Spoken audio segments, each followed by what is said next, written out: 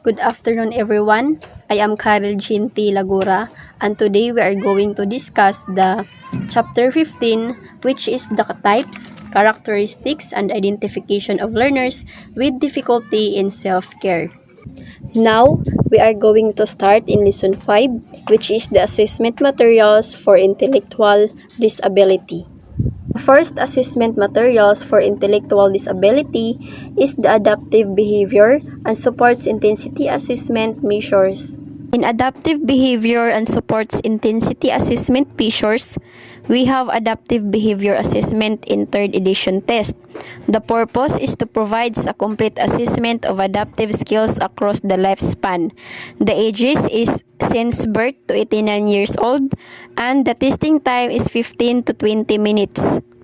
Second is the Adaptive Behavior Evaluation Scale Revised 2nd edition. The purpose is to provide a measure of adaptive behaviors necessary for success in the educational and residential setting but not measured by academic skill testing. The ages is 4 to 18 years old and the testing times is 15 to 20 minutes. Next is the Diagnostic Adaptive Behavior Scale. The purpose is to provide a comprehensive standardized assessment of adaptive behavior.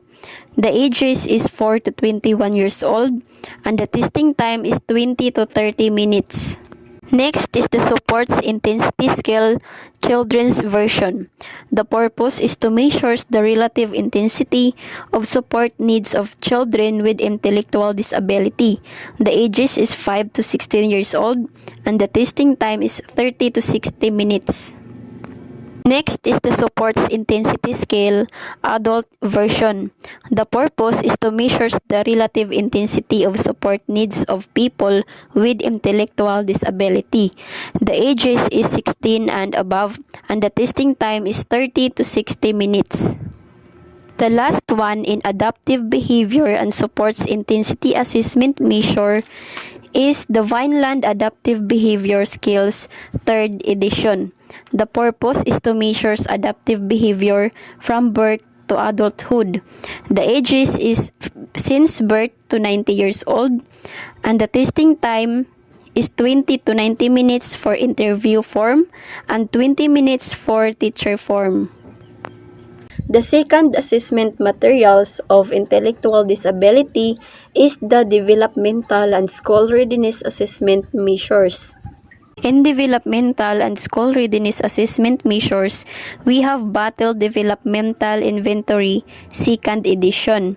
The purpose is to screen and evaluate early childhood developmental milestones in areas of personal, social, adaptive, motor, communication, and cognitive ability.